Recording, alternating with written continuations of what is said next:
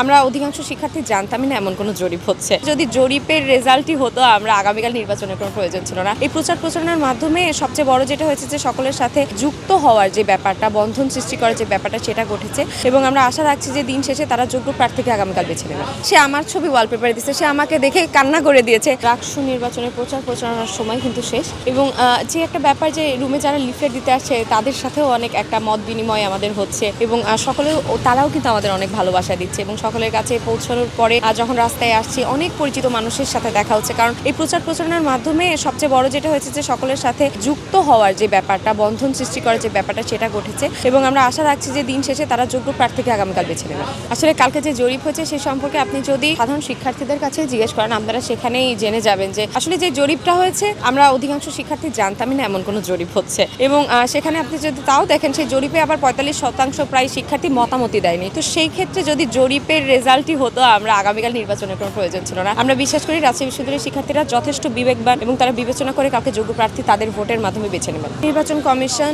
এখন যদিও আচরণবিধির প্রতি তারা সম্মান রাখছে এবং আচরণবিধি নিয়ে তারা পদক্ষেপ নেওয়া শুরু করেছে। আসলে এটা যদি প্রথম থেকে নিত তাহলে হয়তো আমাদের মধ্যে শৃঙ্খলাবোধটুকু আরও আসতো এবং আমরা শিক্ষার্থীদেরও আহ্বান জানাচ্ছি আপনারাও শৃঙ্খলাবোধ মেনে চলুন এবং প্রশাসন এবং নির্বাচন কমিশন আপনারাও সজাগ থাকুন, তাহলে দিন শেষে আমরা একটা ভালো রাকসু উপহার পেতে পারি। অনেকজনের ভালোবাসা পেয়েছি, যেমন অনেক বাচ্চা মেয়ে আছে, যেমন কালকে একজন আমার কাছে আমার একটা বাচ্চা মেয়ে জুনিয়র, সে 24-25 সেশনে, সে আমার হলের সামনে এসেছে, তারপরে আমার সামনে কাজলা গেটে এসে দেখা করেছে, সে আমার ছবি ওয়ালপেপারে দিয়েছে, সে আমাকে দেখে কান্না করে দিয়েছে, আমাকে দেখে জড়ায় ধরছে। এই যে ব্যাপারগুলো, যে এরকম মানুষের কাছ থেকে যে ভালোবাসা পাওয়ার ব্যাপারগুলো সেগুলো কিন্তু মনে থাকবে এবং সকলের কাছে যাওয়ার পরে তারা বিভিন্ন জিনিস খেতে দিচ্ছে, তারা আমাদের খোঁজ খবর নিচ্ছে, তারা আমরা যে কষ্ট হচ্ছে সেই ব্যাপারটা তারা অনুভব করছে, তাদের এইসব ভালোবাসার জন্য সব ক্লান্তি দূর হয়ে যাচ্ছে এবং এই নির্বাচন প্রচারণা করতে যে সকল ঘটনাগুলো আমরা নিজে দেখছি, যে ভালোবাসাগুলো পাচ্ছি, এগুলো আসলে আমাদের সারা জীবন মনে থাকবে। ভোটারদের উদ্দেশ্যে বলবো আপনারা অবশ্যই আগামীকাল সবাই ভোট দিতে আসবেন এবং আপনারা নির্বাচিত করবেন যোগ্য প্রতিনিধিকে বিবেচনা করে এবং আপনারা সৎ, যোগ্য, মেধাবীদের অবশ্যই মূল্যায়ন করবেন।